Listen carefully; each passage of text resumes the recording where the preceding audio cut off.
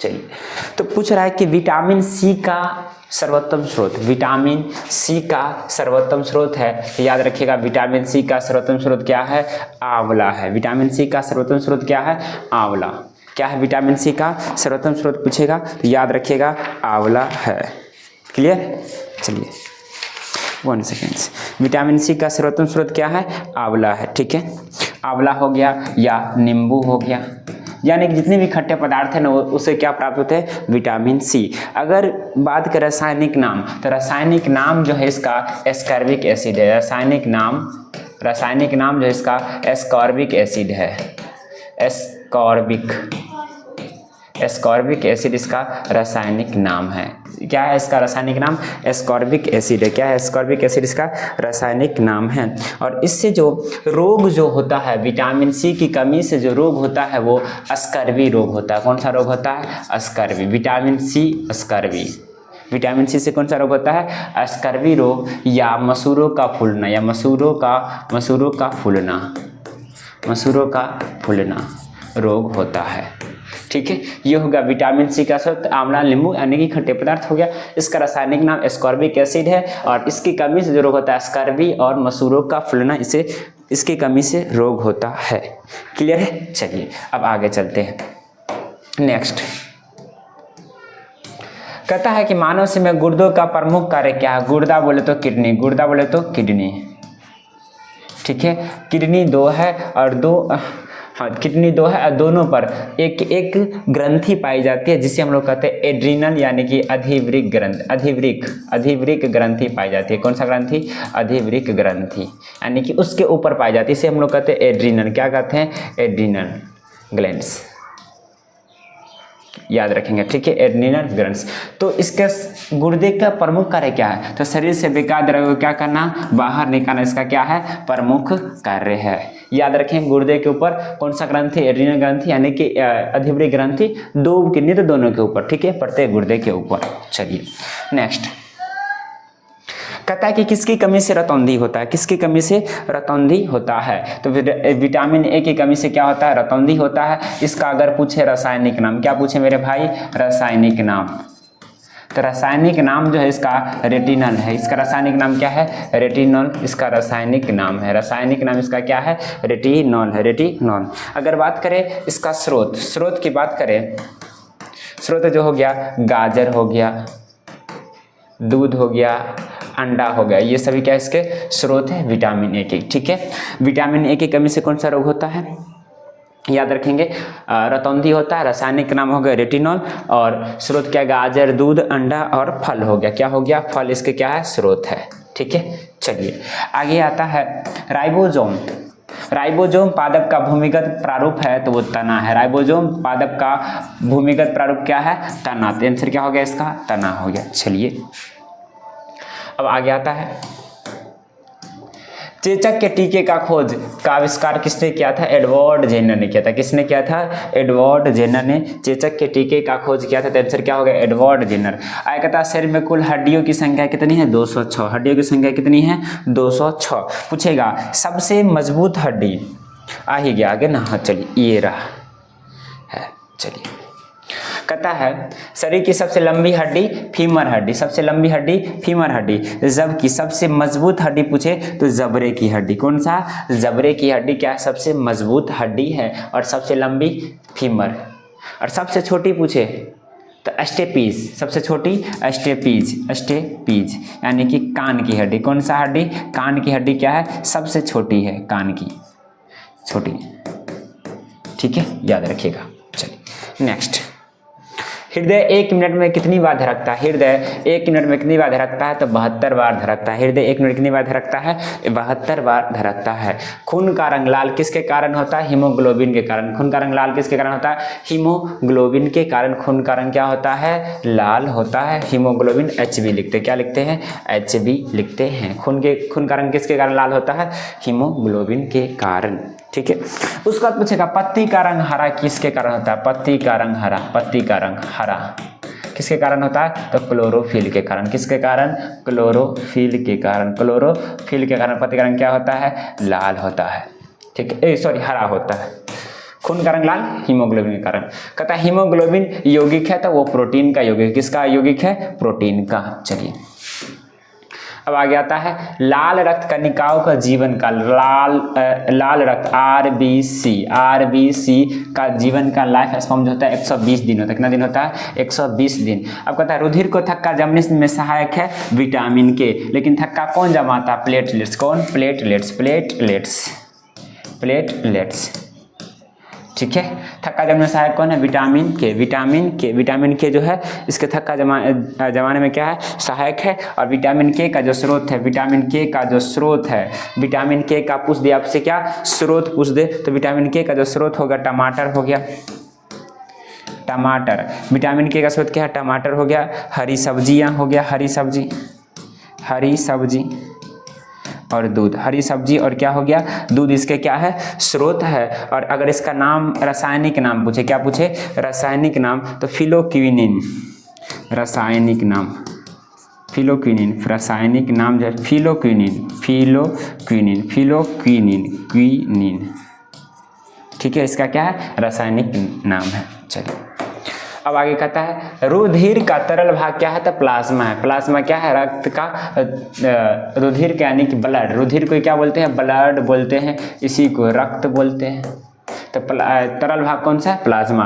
रक्त समूह में सर्वदाता और सर्वग्राही कौन है? तो देखिए सर्वदाता O है और सर्वग्राही कौन है? AB। पूछेगा सर्वदाता O और सर्वग्राही AB, यानी कि सबको देने वाला O, सबसे लेने वाला AB। कौन सा है? AB। अब देखिए पित्त उत्पन्न होता है यकृत में, यानी कि लीवर में। पित्त उत्पन्न होता है यकृत, लीवर में। स्वस्थ मनुष्य का रक्तचाप, ब्लड प्रेशर आपसे पूछा जा रहा है। क्या पूछा जा रहा है? Blood pressure. तो 120/80 होता है। कितना होता है? 120/80 होता है। नेक्स्ट देखिए रक्त से शुद्ध पदार्थों को अलग करता है वृक्क। कौन करता है? वृक्क। और वृक्क की संरचनात्मक क्रियात्मक इकाई को क्या कहते हैं? न्यूरॉन। क्या कहते हैं? न्यूरॉन कहते हैं। क्या कहते हैं? न्यूरॉन, या इसी को कहते हैं वृक्काणु। क्या कहते हैं? वृक्काणु। क्लियर? चलिए शरीर की सबसे बड़ी कोशिका कौन सी है? तंत्रिका तंत्र। कौन सा है? तंत्रिका तंत्र जो है क्या सबसे बड़ी कोशिका है। हाइड्रोफोबिया संबंधित है। तो हाइड्रोफोबिया जो होता है कुत्ते के काटने से होता है। किसके काटने से होता है? कुत्ते के काटने से हाइड्रोफोबिया होता है। चलिए नेक्स्ट वायरोलॉजी संबंधित है। वायरोलॉजी विषाणुओं के अध्ययन को क्या कहते हैं? वायरोलॉजी। क्या कहते हैं? वायरोलॉजी। विषाणु यानी कि वायरस के अध्ययन को क्या कहते हैं? वायरोलॉजी कहते हैं। क्या कहते हैं मेरे भाई? वायरोलॉजी कहते हैं विषाणुओं के अध्ययन को। ठीक, चलिए नेक्स्ट कहता है खून थक्का नहीं जमता हीमोफीलिया रोग में। जब हीमोफीलिया रोग होता है तो उसमें खून का क्या होता है? थक्का नहीं जमता है, यानी कि इसमें प्लेटलेट्स की क्या हो जाती है? कमी हो जाती है। प्लेटलेट्स की क्या हो जाती है? कमी हो जाती है, अर्थात विटामिन के की क्या हो जाती है? कमी हो जाती है। ठीक है, चलिए नेक्स्ट कहता है ट्रेकोमा एवं ग्लूकोमा रोग संबंधित है तो आंख से। ट्रेकोमा एवं ग्लूकोमा रोग किससे संबंधित है? आंख से। ट्रेकोमा एवं ग्लूकोमा रोग किससे संबंधित है? आंख से। नेक्स्ट कहता है प्लाज्मोडियम परजीवी है मलेरिया रोग का। किसका परजीवी है? मलेरिया रोग का क्या है? ये परजीवी है प्लाज्मोडियम। आगे कहता है पोजिट्रॉन किसका प्रतिकरण है? इलेक्ट्रॉन का। पोजिट्रॉन किसका है? इलेक्ट्रॉन का। और उसके बाद पूछेगा नाभिक में कौन रहता है? तो याद रखिएगा प्रोटॉन प्लस न्यूट्रॉन, और चक्कर कौन लगाता है? इलेक्ट्रॉन। ये भी नेगेटिव चार्ज होता है, यानी कि ऋण आवेश होता है। अब आया कहता है जड़ों के रूपांतरण का उदाहरण है तो मूली, गाजर और शकरकंद। ये क्या है? जड़ों के रूपांतरण का क्या है? उदाहरण है। तने के रूपांतरण का उदाहरण है आलू, अदरक और प्याज। आगे कहता है लौह की मात्रा सर्वाधिक होता है पालक के पत्ती में। लौह की सबसे अधिक मात्रा किस में होती है? पालक के पत्तों में। किसमें? पालक के पत्तों में क्या होती है? सबसे अधिक होती है। आगे कहता है स्वस्थ शरीर में खून की मात्रा होती है 5 से 6 लीटर। अगर स्वस्थ शरीर यानी कि उसे कोई भी रोग नहीं है तो उसके शरीर में जो खून ब्लड की मात्रा जो कितना होगा 5 से 6 लीटर होगा। वायुमंडल में ऑक्सीजन की मात्रा संतुलित होती है प्रकाश संश्लेषण द्वारा। किसके द्वारा? प्रकाश संश्लेषण द्वारा। किसके द्वारा? प्रकाश संश्लेषण द्वारा। और प्रकाश संश्लेषण किस में होता है? तो हरे पौधों में। किस में होता है? हरे पौधों में होता है। ठीक है। कवकों का अध्ययन क्या कहलाता है? माइकोलॉजी। कवकों का अध्ययन क्या कहलाता है? माइकोलॉजी। हड्डियों में मुख्यतः पाया जाता है कैल्शियम और फास्फोरस। तो देखिएगा कुछ 60 वर्ष के बाद कुछ आदमियों का हड्डी झुक जाती है, यानी कि उसमें कैल्शियम और फास्फोरस की मात्रा क्या होती है? कम हो जाती है। नेक्स्ट कहता है कि मानव में गुणसूत्र की संख्या कितनी होती है? 46। कितनी होती है? 46 मेल में और फीमेल में। इसमें होता है XY और इसमें क्या होता है? XX और 23वां जोड़ा। कैमा जोड़ा? 23वां जोड़ा।